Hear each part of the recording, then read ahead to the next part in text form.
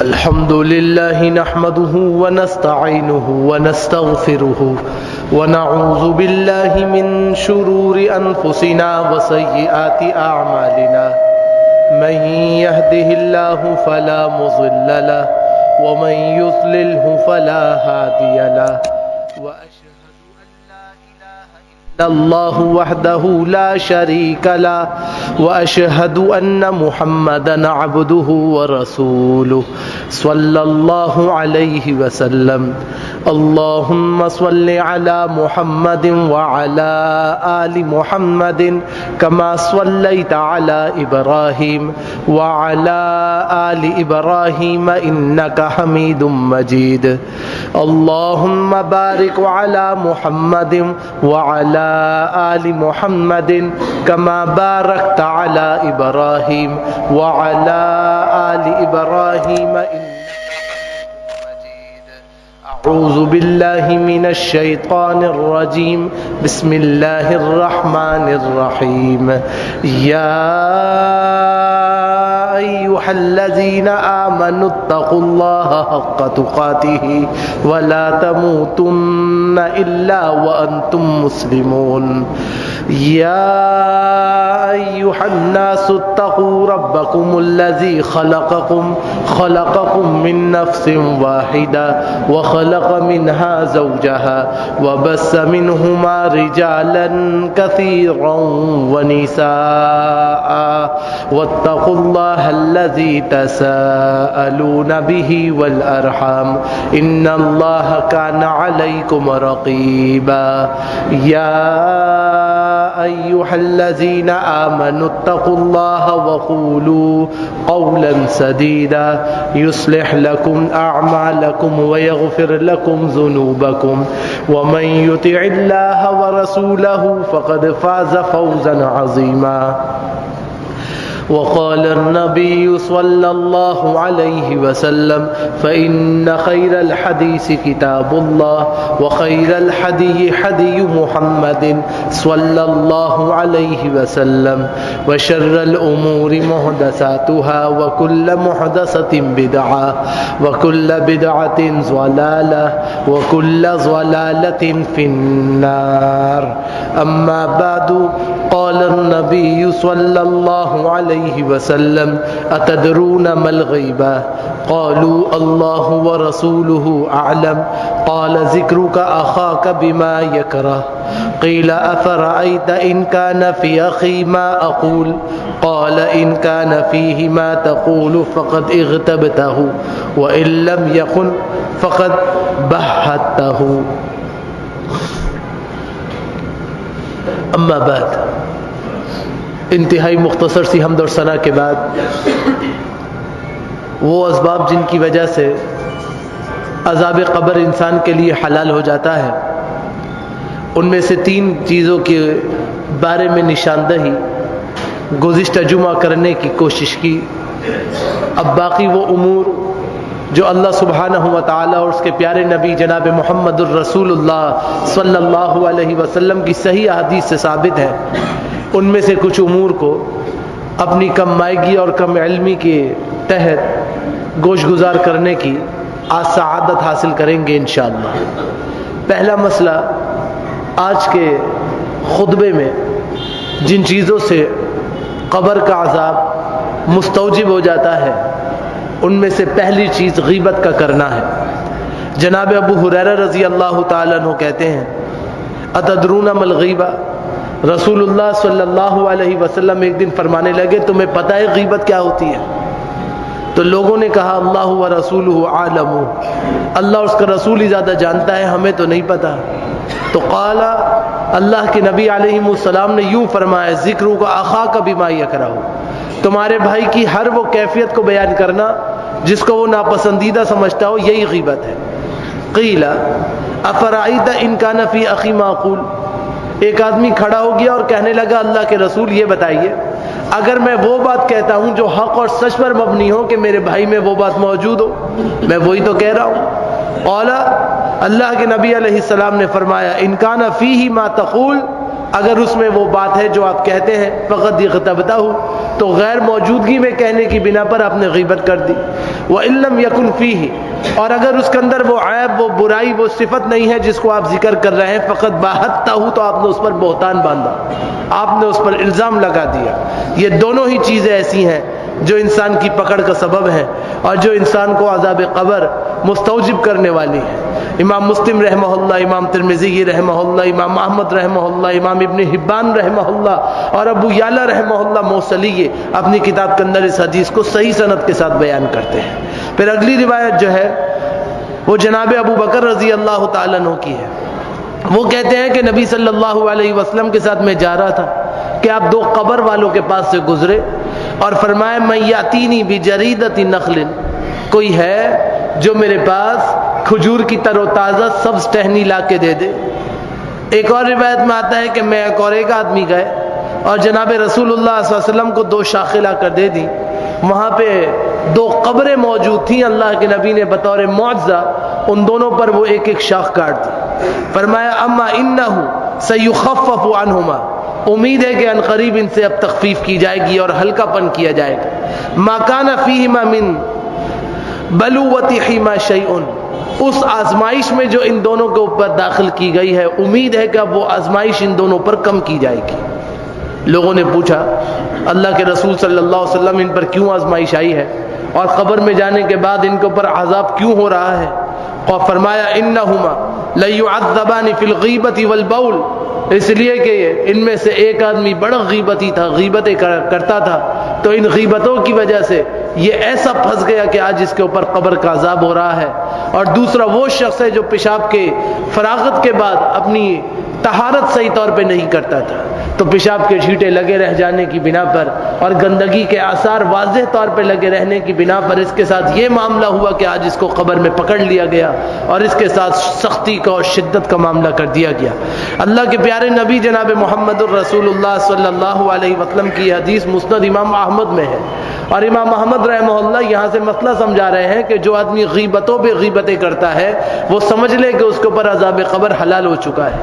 اب اگر وہ عذاب قبر سے بچنا چاہتا ہے تو وہ غیبتیں چھوڑ دے اور دوسروں پر بہتان باندھنا چھوڑ دے اور دوسروں کے بارے میں وہ تمام باتیں کرنا چھوڑ دے کہ جو ان کے سامنے کرے تو ان کو برا لگے. یہ تمام باتیں غیبت میں داخل ہیں اور ان کو چھوڑنا ضروری ہے.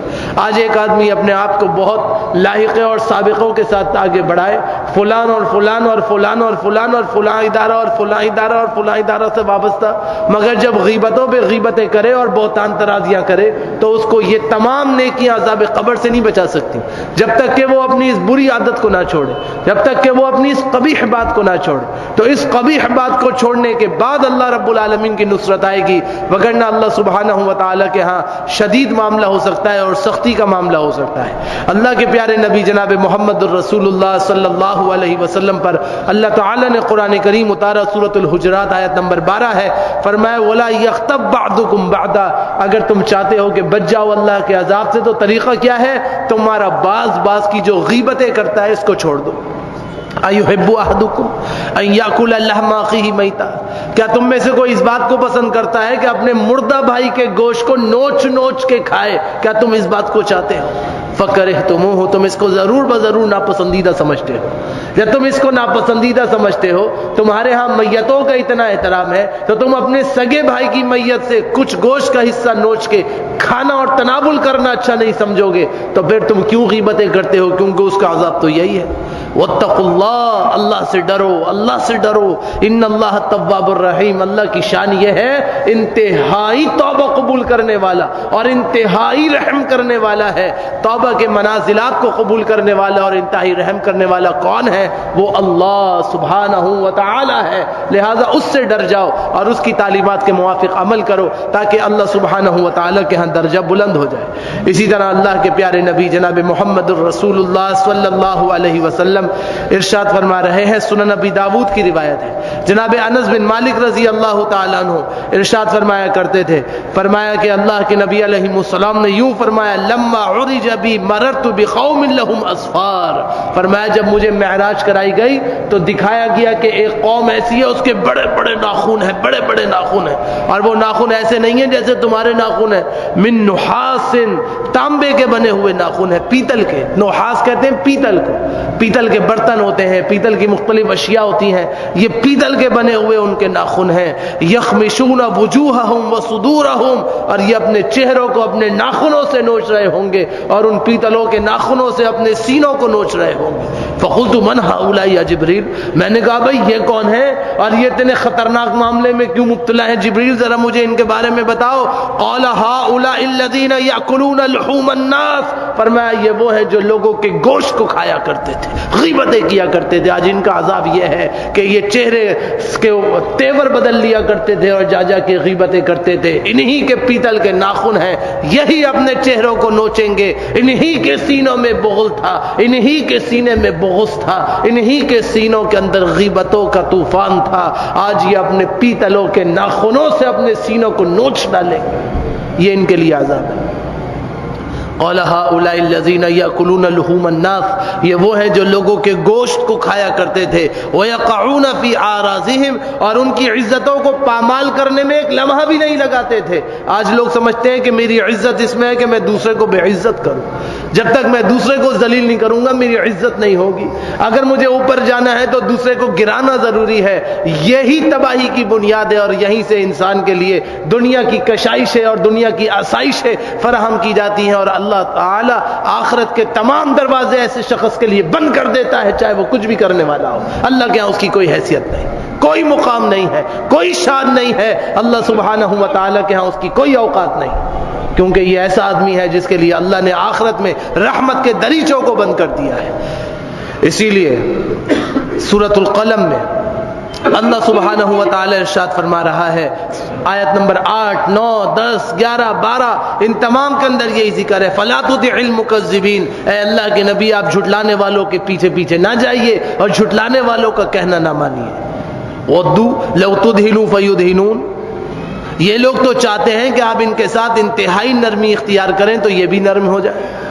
ہمیشہ وہ لوگ جو برائی کرنے والے ہیں، خرافات کرنے والے ہیں، وہ مداحنت چاہتے ہیں کہ کیا ضرورت ہے دین میں سیدھی سیدھی باتیں کرنے کی، ابے بھائی چھوڑو یہ باتیں، یہ نہیں بتایا کرو ہم میں کیا عیب ہے، یہ نہیں بتاؤ کہ ہم اصلاح کیسے کریں گے، ہمارے مطلب کی باتیں بتاؤ تاکہ آئیں دوسروں کی طرح سوئیں اور چلتے بنے، بس ہمارا یہ کام ہونا چاہیے، ہمیں مدحن بنا دو، سست بنا دو، نرمی کرو ہمارے ساتھ، نرمی، نرم نرم باتیں بتاؤ، نرم نرم باتیں بتاؤ۔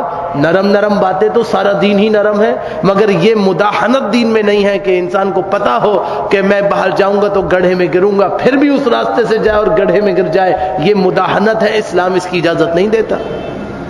وَلَا تُطِيعِ كُلَّ حَلَّافٍ مَّهِينٍ، اے اللہ کے نبی علیہ السلام بہت زیادہ قسمیں اٹھانے والا ذلیل اور رسوا شخص ہے وہ جو بہت زیادہ قسمیں اٹھاتا ہے، اس کے پیچھے پیچھے نہیں جانا۔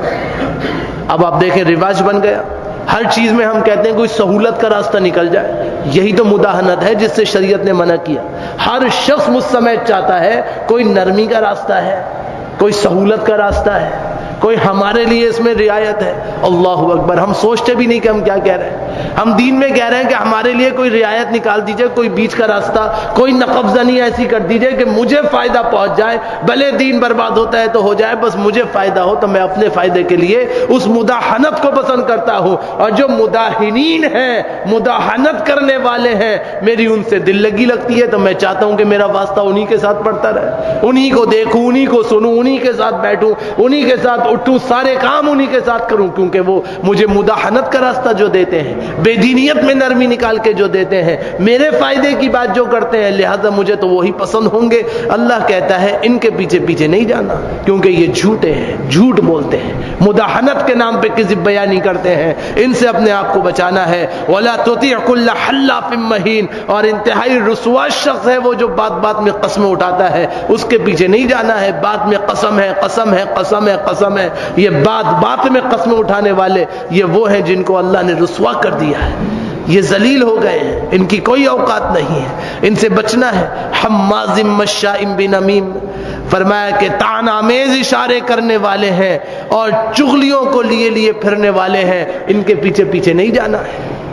تو یہاں پہ نمام سے نمیم نکالا، یعنی انتہائی چغل خور، انتہائی چغل خور، انتہائی غیبتی شخص، انتہائی وہ شخص جو بہتان لگانے والا ہے۔ اس کی عادت ہے کہ یہاں کی وہاں کرو، وہاں کی یہاں کرو، اس کو وہاں آگ لگا دو، اس کو وہاں آگ لگا دو، اس کو ایسے بتا دو، اس کو ویسے بتا دو، اس میں اس کی چاہت ہے۔ اللہ کہتا ہے، اللہ کے رسول، ان کے ساتھ نہ جانا، ان کے ساتھ نہ بیٹھنا، ان کی بات نہ سننا، ان کے ساتھ نہ اٹھنا، ان کے ساتھ نہ رکنا۔ یہ وہ ہے جو اللہ رب العالمین کی رحمتوں سے نکلے ہوئے ہیں۔ مناع للخیر معتد عصیم، ان کی کیفیت یہ ہے کہ ذرا سی بھلائی کرتے ہیں تو احسان جتلاتے ہیں، معتد عصیم، اور حد سے تجاوز کیے ہوئے گئے ہیں اور انتہائی اعلیٰ درجے کے گناہ گار ہیں۔ اور اگر ایک معنی ملا کے کریں تو انتہائی گناہ میں حدود سے تجاوز کیے گئے ہیں، اور ان کی کیفیت یہ ہے کہ یہ اپنے مال میں انتہائی زیادہ بخل کرنے والے ہیں کہ ان سے کوئی مال نہیں نکلتا۔ اب آپ دیکھیے یہ ساری صفات ہم میں اور آپ میں موجود ہیں۔ اللہ رب العالمین اس لیے ناراض ہے۔ اگر ہم اپنی صفات کی اصلاح کر لیں اور اپنی عادتوں کی اصلاح کر لیں تو اللہ رب العالمین آج بھی ہم پر دنیا کی وسعتوں کو فرما دے گا اور آخرت کی وسعتوں کو فرما دے گا، مگر ضرورت اس امر کی ہے کہ ہم سب مل کے اپنی اصلاح کریں۔ یہ نہ ہو کہ میں کہوں کہ تم سب صحیح ہو جاؤ اور میں ویسے ٹیڑھا کا ٹیڑھا رہوں، ایسے نہیں چلے گا۔ جب تک ہم سب اپنی اصلاح نہیں کریں گے، سب اپنی اپنی نفسوں کو سیدھا نہیں کریں گے، اس وقت تک اللہ تبارک و تعالیٰ کی رحمتوں میں داخل ہونے والے نہیں بنیں گے۔ عبداللہ بن عباس رضی اللہ تعالیٰ عنہ کہتے ہیں کہ جب اللہ کے نبی علیہ السلام ان دو قبروں کے پاس سے گزرے تھے، باب الوضوء صحیح البخاری کی روایت ہے، تو فرمانے لگے وما يعذبان فی کبیر وانہ لکبیر، فرمایا کہ ان کو عذاب کسی بڑی چیز کی وجہ سے نہیں کیا جا رہا ہے، اور ویسے گناہ کے لحاظ سے وہ چیزیں اگرچہ بہت بڑی ہیں مگر ان کا جرم اتنا بڑا نہیں تھا، لیکن اللہ تبارک و تعالی نے ان کو قبر میں پکڑ لیا۔ اما احدہما فکان لا یستتر من البول، ایک تو وہی ہے جو پیشاب کی چھینٹوں سے نہیں بچتا، واما الاخر فیمشی بالنمیمہ، دوسرا وہ ہے جو جا جا کے چغلیاں لگاتا تھا، شکایت خور، چغل خور، چغلیاں لگانے والا، فساد مچانے والا۔ یہ وہ شخص ہے کہ جس کو اللہ رب العالمین قبر میں پکڑ لے گا، اور قبر اس کو نہیں جانے دے گی، قبر اس کو نہیں جانے دے گی، یہ طے ہے، قبر اس کو نہیں جانے دے گی۔ اللہ کے پیارے نبی جناب محمد الرسول اللہ صلی اللہ علیہ وسلم کو بذریعہ وحی اسی لیے بتایا گیا کہ اپنی امت کو یہ بات سمجھاؤ، اس عادت کو چھوڑے تاکہ ان کے لیے تخفیف ہو۔ ہم نے ان کے لیے بہت آسان راستہ رکھا ہے، اس آسان راستے پہ چلنے کے لیے جو طریقہ بتایا ویسے چلے، اپنی مرضی کرنا چھوڑ دیں۔ لعلہ یخفف عنہما ما لم یبسا، اللہ کے نبی علیہ السلام نے ٹہنیاں گاڑ کے فرمایا تھا کہ امید کرتا ہوں کہ شاید جب تک یہ خشک نہ ہو اللہ ان کے لیے تخفیف کرے، یہ تو اللہ کے ہاتھ میں ہے لیکن امید کرتا ہوں۔ تو یہاں سے اللہ کے نبی علیہ السلام کا ایک بڑا معجزہ ثابت ہوا کہ اللہ نے بتایا کہ عذاب ہو رہا ہے، بتاؤ، پھر ٹہنیاں منگوا کے لگائیں، تو یہ کرشمہ تھا، معجزہ تھا، یہ عام لوگوں کے لیے نہیں ہے جیسے کہ ہمارے ہاں رواج بن گیا ہے کہ ہم قبرستان میں جاتے ہیں، گملے لگا دیتے ہیں، ٹہنیاں لگا دیتے ہیں، پودے لگا دیتے ہیں، تو یہ اتنے سارے پودے لگانا اور یہ سمجھنا کہ اس سے عذاب میں تخفیف ہوگی، یہ بات مناسب نہیں، یہ بات شریعہ میں نہیں ہے، یہ بات دین میں نہیں ہے۔ دین میں یہ بات ہے کہ جہاں جس طرح جو چیز ہے اس کو ویسے مانا جائے۔ جناب محمد الرسول اللہ صلی اللہ علیہ وسلم نے ان کے علاوہ کسی مسلمان کے مقبرے میں، کسی مسلمان کی قبر میں کوئی ٹہنی نہیں لگائی، کہیں بھی نہیں لگائی۔ یہاں تک کہ ایک صحابی کے بارے میں فرمایا کہ یہ وہ ہے کہ عرش بھی اس کے استقبال کے لیے ہل گیا، اور پھر جب ان کو قبر میں دبایا گیا تو اللہ کے نبی علیہ السلام نے فوراً دعا کی، گڑ گڑا کے دعا کی اور اللہ سے مغفرت طلب کری، مگر ٹہنی نہیں لگائی، ٹہنی نہیں لگائی، کوئی پودا وودا نہیں لگایا۔ تو یہ نبی صلی اللہ علیہ وسلم کا ایک معجزہ تھا کہ اللہ کے نبی علیہ السلام نے اللہ سے دعا بھی کری اور ٹہنی بھی لگائی، کیونکہ معاملہ بہت سخت ان دونوں کے ساتھ ہو رہا تھا، اور ان کی کیفیت یہ تھی کہ وہ چغلی لگانے والے تھے اور طہارت کو صحیح التزام کے ساتھ کرنے والے نہیں تھے۔ اسی لیے اللہ کے نبی علیہ السلام فرماتے ہیں، کتاب الایمان صحیح مسلم کی صحیح حدیث ہے، لا يدخل الجنت نمام، فرمایا کہ جناب حذیفہ فرماتے ہیں اللہ کے نبی علیہ السلام فرماتے تھے چغل خور جنت میں نہیں جائے گا، نہیں جائے گا چغل خور جنت میں، کچھ بھی کر لے وہ، اللہ اس کو روک دے گا۔ لہذا اس بات کی اصلاح کی بہت ضرورت ہے، بہت اپنی اصلاح کی ضرورت ہے۔ جناب ابو ہریرہ رضی اللہ تعالیٰ عنہ کہتے ہیں وَتَجِدُونَ مِن شِرَارِ النَّاسِ يَوْمَ الْقِيَامَةِ عِندَ اللَّهِ ذَا الْوَجْهَيْنِ الَّذِي يَأْتِي هَؤُلَاءِ بِوَجْهٍ وَهَؤُلَاءِ بِوَجْهٍ، فرمایا کہ قیامت کے دن اللہ تعالیٰ کے ہاں انہیں سب سے بڑا بدترین عذاب دیا جائے گا جس کے دو چہرے ہیں، یہاں کچھ کہتا ہے وہاں کچھ کہتا ہے، ان سے ایسے ملتا ہے ان سے ویسے کرتا ہے، ان سے یوں کہتا ہے ان سے منہ کرتا ہے، بیک وقت دو باتیں کرتا ہے اور اپنے آپ کو ڈپلومیٹ بناتا ہے اور دونوں کو راضی کرنے کے چکر میں چلتا ہے، پھر کہتا ہے جی یوں ہے اور وہ ہے اور ایسے ہے اور ویسے ہے۔ فرمایا یہ آدمی بدترین عذاب میں ہوگا اللہ کے ہاں، بدترین عذاب میں ہوگا اللہ تعالیٰ کے ہاں، کیونکہ یہ بیک وقت دو باتیں کرتا تھا، ولا الہ اولئک ولا الہ اولئک، نہ ان کے ساتھ ہے نہ ان کے ساتھ ہے، یہ بھی صحیح ہے وہ بھی صحیح ہے، ان سے بھی دوستی ہے ان سے بھی دوستی ہے، جو یہ کر رہے ہیں وہ بھی صحیح ہے اور جو وہ کر رہے ہیں وہ بھی صحیح ہے۔ یہی ان کی بنیادی فساد کی جڑ ہے۔ اسی لیے اللہ کے پیارے نبی جناب محمد الرسول اللہ صلی اللہ علیہ وسلم فرماتے ہیں، حمام ابن حارث کہتے ہیں کہ ایک آدمی لوگوں کو باتیں سن کے اپنے امیر کو بتاتا تھا کہ جی لوگ ایسے کر رہے ہیں لوگ ویسے کر رہے ہیں، لوگوں کی عادت ہوتی ہے ڈھونڈتے ہیں کہ میں بھی ذرا چغل خوری میں نمبر بڑھا لوں۔ فرمایا ایک آدمی ایسا ہی تھا، امیر کو جا کے باتیں چپکایا کرتا تھا، باتیں بنایا کرتا تھا۔ ایک دن ہم مسجد میں بیٹھے تھے تو وہ آدمی آ گیا، لوگ کہنے لگے یہ آدمی لوگوں کی الٹی سیدھی باتیں جا کر امیر کو بتاتا ہے۔ تو جناب حذیفہ وہاں موجود تھے مجلس میں، جناب حذیفہ کہنے لگے میں نے اللہ کے نبی علیہ السلام کو فرماتے ہوئے سنا، صحیح بخاری کی کتاب الادب اور صحیح مسلم کتاب الایمان کی حدیث ہے، فرمایا کہ میں نے سنا اللہ کے نبی علیہ السلام کو فرماتے تھے لا يدخل الجنت قطات، جنت میں چغل خور نہیں جائے گا۔ اس آدمی کو سنوانا مقصود تھا، سنوا دیا، جنت میں چغل خور نہیں جائے گا۔ تو اب امام غزالی رحمہ اللہ اپنی کتاب میں لکھتے ہیں احیاء علوم الدین میں، فرمایا کہ تین چیزیں عذاب قبر کی بنیادی وجہ بنتی ہیں۔ ثلث من الغیبہ، ایک انسان کی غیبت ہے، یہ قبر میں عذاب کی 1/3 وجہ ہے کہ غیبتی شخص پھنسے گا۔ وثلث من النمیمہ، اور 1/3 وجہ انسان کے عذاب کی چغل خوری کرنا ہے، شکایتیں لگانا ہے، غلطیوں کو آشکار کرنا ہے، نمیمہ کرنا ہے، یہ قبر کے عذاب میں مبتلا ہو کر ہی رہے گا۔ اب بچی 1/3۔ وثلث من البول، اور 1/3 انسان کی طہارت صحیح نہ کرنا ہے، پیشاب پخانے کے بعد مکمل طور پہ طہارت کا نہ کرنا ہے، یہ آدمی پھنسے گا۔ تو یہ تین چیزیں بنیادی ہیں، اگر انسان ان تین چیزوں کا خیال کرے تو بڑی امید ہے اللہ سبحانہ و تعالی سے کہ اللہ رب العالمین اس کے لیے تخفیف فرمائے گا، اور اللہ رب العالمین اس کے لیے رحمت کے دریچوں کو کشادہ فرما دے گا، اور اللہ تبارک و تعالی اس کے لیے انتہائی رحمتوں کے واضح نشانات ارشاد فرمائے گا۔ لہذا چھٹی چیز جو ہے وہ وہی ہے کہ انسان کا طہارت صحیح طور پہ نہیں کرنا، چونکہ میں اس کو اوپر ذکر کر چکا ہوں تو میں آگے چلوں گا کہ انسان طہارت صحیح نہ کرے تو قبر میں پھنس جائے گا، لہذا طہارت کا صحیح اہتمام ہونا چاہیے، استنجا کریں تو آگے سے پیچھے تک مکمل صفائی ہونی چاہیے، پیشاب کی چھینٹوں سے مکمل بچنا چاہیے، اور مکمل لباس کو اور وجود کو اور بدن کو پیشاب کی چھینٹوں سے بچانے کا حکم ہے۔ اگر کہیں چھینٹیں لگ جائیں تو اس کو دھو کر پاک کرنے کا حکم ہے۔ اگر سلاسل بول کی بیماری ہو تو نزحہ کا حکم ہے۔ نزحہ کہتے ہیں چھینٹے مارنے کو، کہ وضو کرنے کے بعد اپنے پیشاب کی جگہ پہ ہلکی سی چھینٹے مارے اگر اس کو تکلیف ہو، تاکہ اس سے بچے اور کسی قسم کی پکڑ میں نہ آ سکے۔ اس کام سے ضرور بضرور بچنے کا اہتمام ہونا چاہیے۔ اللہ کے نبی علیہ الصلوۃ والسلام کے بارے میں یہودی کہنے لگے دیکھو اپنے نبی کو عورتوں کی طرح پیشاب کرتا ہے۔ کیوں عورتوں کی طرح پیشاب کرتا ہے؟ عربوں کے یہاں دستور تھا، مرد کہتے تھے کیسے بھی کر لو۔ اللہ کے نبی علیہ السلام بہت ناپسندیدہ فرماتے تھے ایسا پیشاب پخانہ کرنا جس میں چھینٹے اڑے۔ اللہ کے نبی کو انتہائی ناگوار تھا، ہمیشہ برشی لے کے نیزہ لے کے کوئی چیز لے کر جاتے، اس سے زمین کچی کو تھوڑا سا کھودتے، وہاں سوراخ کرتے، پھر وہاں پر اپنی فراغت کرتے اور اوپر سے مٹی ڈال دیتے۔ فرمایا چھینٹوں سے بچنا ہے، بہر صورت چھینٹوں سے بچنا ہے۔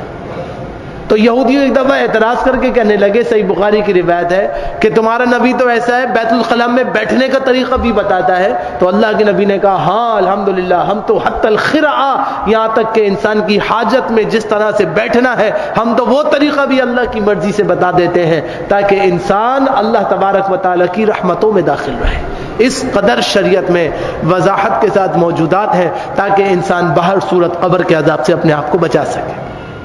اب اگلی چیز یہ ہے کہ انسان اپنی زبان سے وہ تمام باتیں کہتا ہے جس کی وجہ سے وہ پھنس جاتا ہے، اور وہ زبان سے نکلی ہوئی باتیں ایسی ہیں جو انسان کو کہیں کا نہیں چھوڑتی ہیں. لوگ یہ سمجھتے ہیں کہ میں بہت بڑا ہوں، سب سے بڑا اللہ ہے، سب چھوٹے ہیں، سارے کے سارے چھوٹے ہیں، ہم سب کی کیا اوقات ہے، اور ہم سے بڑے والوں کی کیا اوقات ہے، اور ان سے بڑے والوں کی کیا اوقات ہے. بڑے افلاطون بن کے جاتے ہیں، لمحہ بھر بھی نہیں گزرتا اطلاع ملتی ہے افلاطون صاحب چلے گئے بھائی دنیا چھوڑ چھاڑ کے، کیا اوقات رہ گئے. تو ہماری اوقات یہ نہیں ہے کہ ہم سر اٹھا کے اپنے آپ کو سینہ تان کے کہیں کہ میں بہت کچھ ہوں. ہماری اوقات یہ ہے کہ ہم اپنے اندر عجز پیدا کریں، اور جو سب کا مالک ہے، ہمارا مالک ہے، ہم اس مالک سے دوستی کریں کہ یا اللہ آپ کی شفقت مطلوب ہے، آپ کی رحمت مطلوب ہے، آپ کا سہارا مطلوب ہے. انسان کی عظمت اس میں ہے. اللہ کے نبی علیہ الصلوۃ والسلام فرماتے ہیں، جناب ابو ہریرہ کی حدیث ہے، اللہ کے نبی علیہ الصلوۃ والسلام نے واضح طور پہ فرمایا، صحیح ابن حبان کے اندر صحیح سند کے ساتھ موجود ہے، جناب رسول اللہ صلی اللہ علیہ وسلم کے ساتھ دوران سفر جب گزران ہوا دو قبروں کے پاس سے، تو آپ نے فرمایا ما تسمعون ما اسمع، تم لوگ سنتے ہو جو میں سن رہا ہوں. اب اللہ کے نبی علیہ السلام کے اس مسئلے میں دو مسئلے ہیں، اس بات میں دو مسئلے ہیں. پہلے تو لوگوں کو چوکنا کرنے کے لیے کہا بھائی خبردار تمہیں بھی آواز آ رہی ہے جو مجھے آ رہی ہے. دوسری اس کے اندر عجز اور گھبراہٹ ہے، گھبرا کے پوچھا تم لوگ بھی وہی بھیانک آوازیں سن رہے ہو جو مجھے آ رہی ہے. تو لوگوں نے عرض کیا کہ جی ہمیں تو کچھ سنا ہی نہیں دے رہا، آپ کیا سن رہے ہیں ہمیں تو نہیں پتہ چل رہا، اللہ آپ کو کیا بات سنوا رہا ہے ہمیں نہیں پتہ. فرمایا ھذان رجلان يعذبان في قبورهما عذابا شديدا في ذنب حي. فرمایا یہ دو قبر والے ہیں، بدترین عذاب دیا جا رہا ہے چھوٹے سے گناہ میں، چھوٹے سے گناہ میں. حین معمولی، چھوٹا، ہلکا. کان احدهما لا يستنزه من البول، ایک وہ تھا طہارت کے نام پہ عدم طہارت کا شکار رہتا تھا، پیشاب کی چھینٹوں سے نہیں بچتا تھا. وَكَانَ الْآخَرُ يُؤْذِي النَّاسَ بِلِسَانِهِ، دوسرا وہ تھا جو ہمیشہ لوگوں کو اپنی زبان سے ستاتا تھا، اپنی زبان سے تکلیف دیتا تھا. یہ وہ شخص ہے جس کو اس کی برائی نے آج قبر میں پکڑ لیا ہے. وَيَمْشِي بَيْنَهُمْ بِالنَّمِيمَةِ، صحیح بخاری میں صرف نمیمہ، یہاں یمشی بینہم بالنمیمہ، یہ اضافہ ہے کہ لوگوں کے درمیان جا جا کے چغل خوریاں کرتا تھا. اللہ تبارک و تعالی نے اس کی وجہ سے اسے پکڑ لیا. تو اب یہاں پہ جو مسئلہ بتایا وہ یہ کہ جو شخص اپنی زبان سے دوسروں کو تکلیف دیتا ہے، دوسروں کو تکلیفوں میں مبتلا کیے رکھتا ہے، یہ شخص وہ ہے جو قبر میں پھنس جائے گا. تو آپ کا کمال یہ نہیں ہے کہ آپ دوسروں کو گالیاں دیں، آپ کا کمال یہ ہے کہ آپ گالیوں سے درگزر کریں اور خود بھی بچیں، دوسرے کو بھی روکیں کہ بھائی رک جاؤ، یہ کام ہمارا نہیں ہے، ہم اس بات کو صحیح نہیں سمجھتے، ہم اپنے آپ کو بچانا چاہتے ہیں. یہ ہے وہ چیز جو انسان کی نجات کے لیے کافی اور شافی ہوگی. پھر اگلی چیز جو انسان کی پکڑ کے لیے بہت خطرناک ہے وہ ہے انسان کا خیانت میں مبتلا ہونا. جب انسان خائن ہوگا تو اللہ تبارک و تعالیٰ کے یہاں پھنس جائے گا. اور حسن درجے کی روایت ہے سنن نسائی مجتبہ کے اندر، اللہ کے پیارے نبی جناب محمد الرسول اللہ صلی اللہ علیہ وسلم ارشاد فرماتے ہیں، ابو رافع بیان کرتے ہیں کہ نبی صلی اللہ علیہ وسلم کبھی کبھی نماز عصر کے بعد بنو عبد الاشل ایک محلے کا نام تھا، وہاں تشریف لے جاتے تھے، اور وہاں پہ بنو عبد الاشل کے قبیلے کے لوگ رہتے تھے. تو مغرب تک ان کے ہاں ٹھہرتے تھے اور ان سے کچھ گفتگو فرمایا کرتے تھے.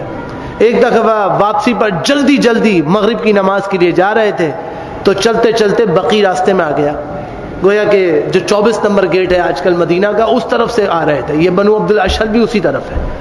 تو اب راستے میں کیا ہے کہ بقی آ گیا.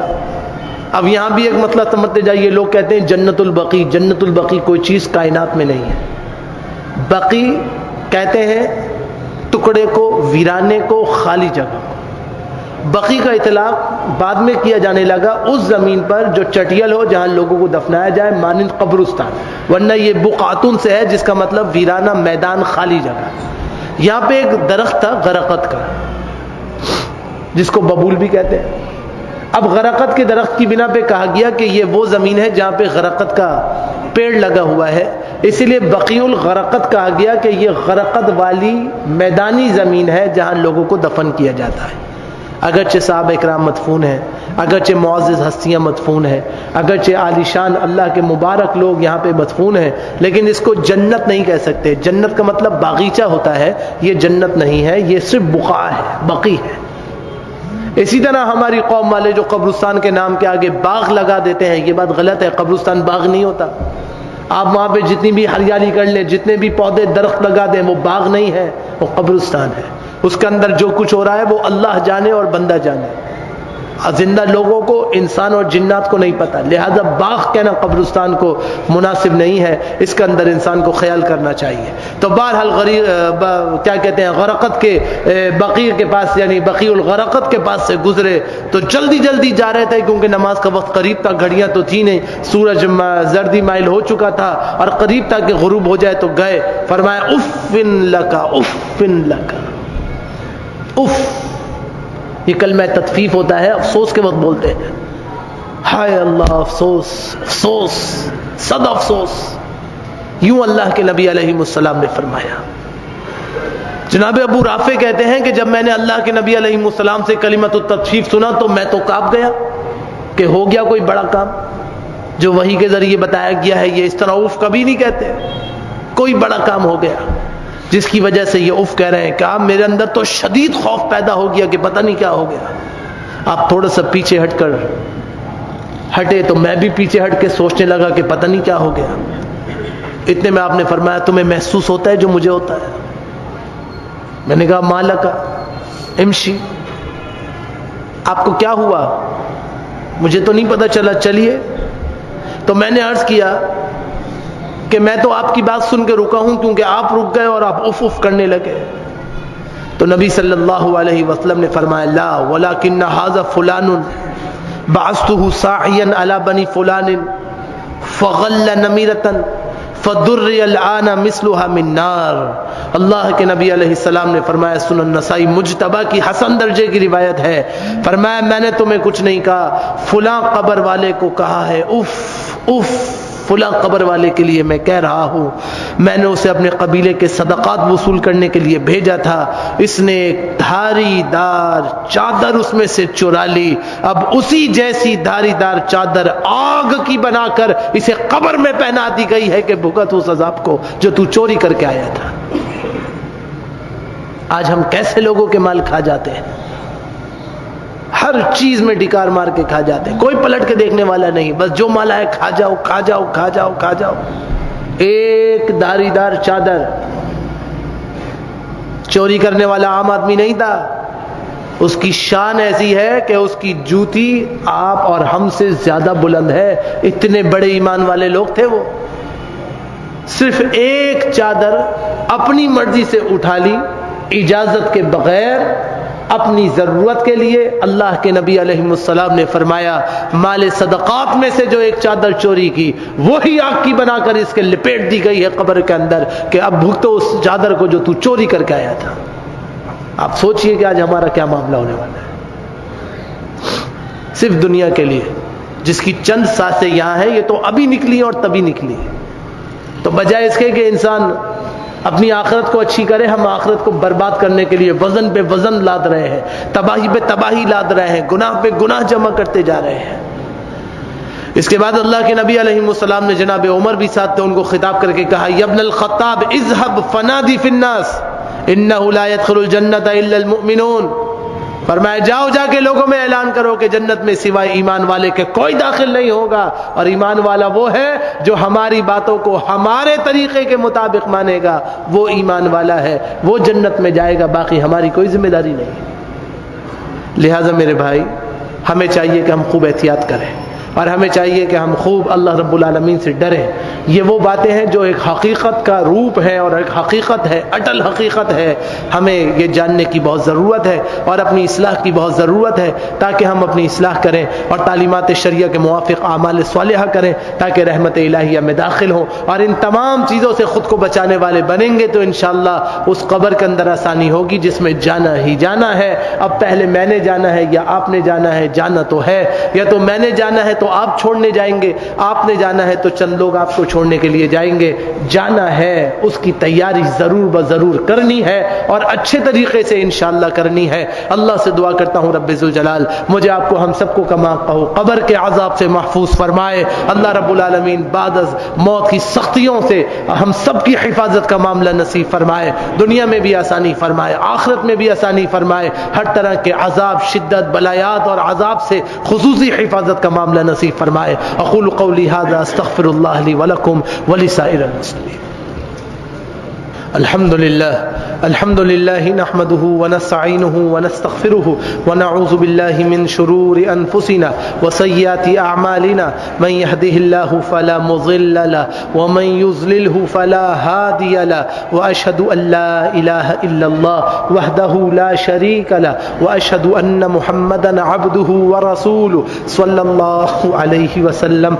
اللهم لا مانع لما أعطيت ولا معطي لما منعت ولا ينفع ذا الجد منك الجد. اللهم ربنا آتنا في الدنيا حسنة وفي الآخرة حسنة وقنا عذاب النار. رب ارحمهما كما ربياني صغيرا رب ارحمهما كما ربياني صغيرا رب ارحمهما كما ربياني صغيرا. اذهب البأس رب الناس واشف أنت شافي لا شفاء إلا شفاؤك شفاء لا يغادر سقما.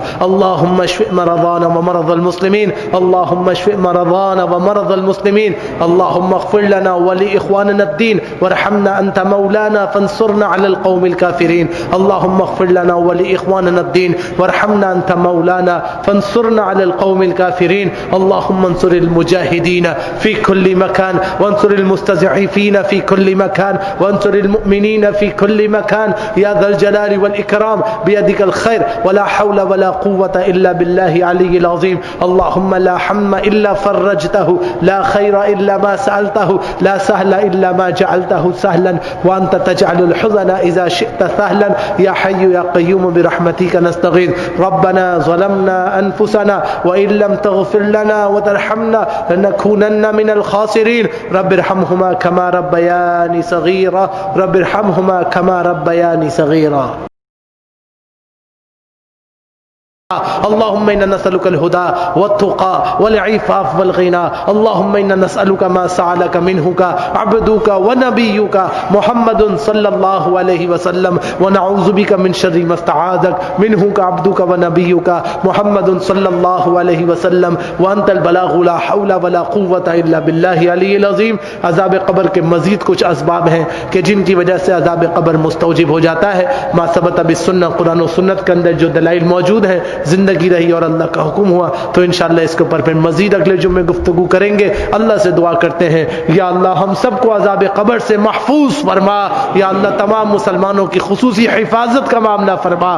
یا اللہ جو گزر گئے ان کے لیے بھی معافی کا معاملہ نصیب فرما اور ہم سب کو بچاؤ کا سامان اپنے ساتھ مہیا کرنے کی توفیق نصیب فرما.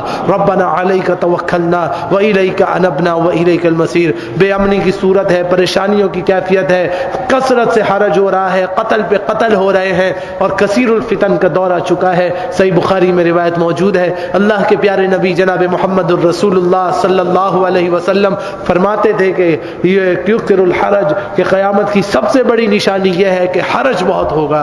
اور حرج حبشہ زبان میں کہتے ہیں القتل والقتل. قتل و غارت گری اتنی ہوگی، بیٹھے بیٹھے قتل کیے جائیں گے اور قتل کی وارداتیں آپ کے سامنے ہیں، حالات و واقعات سب آپ کے سامنے ہیں. موت سروں پہ ناچ رہی ہے. ایک دن میں کتنے کتنے رشتہ دار عزیز و قارب جان پہچان والوں کی اطلاع مل جاتی ہے کہ وہ دنیا سے چلے گئے. اب یقیناً وہ وقت آ گیا ہے کہ انسان کو کثیر التوبہ ہونا چاہیے، کثیر المغفرہ ہونا چاہیے اور کثرت سے اللہ کے حضور معافی مانگنی چاہیے تاکہ اللہ رب العالمین تخفیف فرمائے، آسانی کا معاملہ فرمائے اور خیر کا معاملہ فرمائے. لہذا رجوع اللہ کی بہت حاجت ہے، اللہ سے پناہ مانگنے کی بہت حاجت ہے، اللہ کو راضی کرنے کی بہت حاجت ہے اور اللہ رب العالمین العالمین کو خوش کر کے اللہ کے بتائے ہوئے طریقے کے مطابق چلنے کی حاجت ہے. اس کے لیے انتہائی پرزور محنت کی ضرورت ہے، اور وہ محنت ہوگی کہ جب انسان اپنی غلطیوں کو خود ادراک کرے گا اور خود غلطیوں کو چھوڑے گا، پھر اللہ رب العالمین کے رحمت کا دریچہ کھلے گا. لہذا جو سنتے ہیں اس کو سن کے ضائع نہیں کرنا ہے. یہ کوئی بچوں کی باتیں نہیں ہیں، سنی سنائی بناوٹی باتیں نہیں ہیں کہ کہیں سے اٹھائی اور بیان کر دی. یہ باتیں اس لیے ہیں کہ ان کو سنا جائے، ان کو دماغ میں رکھا جائے اور اپنی اصلاح کی جائے، خوب اصلاح کی جائے. فوراً اصلاح نہیں ہوگی، انسان کوشش کرے گا، اللہ راستہ آسان کر دے گا اور انشاءاللہ آسانی کے راستے کھلتے چلے جائیں گے. لہذا کوشش کیجئے جو کچھ سنتے ہیں اس پہ عمل کریں. اللہ سے دعا کرتا ہوں یا اللہ ہم سب کو خالص عمل کی توفیق نصیب فرمائیے. ربنا علیک توکلنا والیک انبنا والیک المصیر. ربنا آتنا فی الدنیا حسنہ وفی الآخرۃ حسنہ وقنا عذاب النار. اللهم انا نسألك ما سألك منه عبدك ونبيك محمد صلی اللہ علیہ وسلم ونعوذ بك من شر ما استعاذك منه عبدك ونبيك محمد صلی اللہ علیہ وسلم وانت البلاغ لا حول ولا قوة الا بالله العلی العظیم. آمین یا رب العالمین.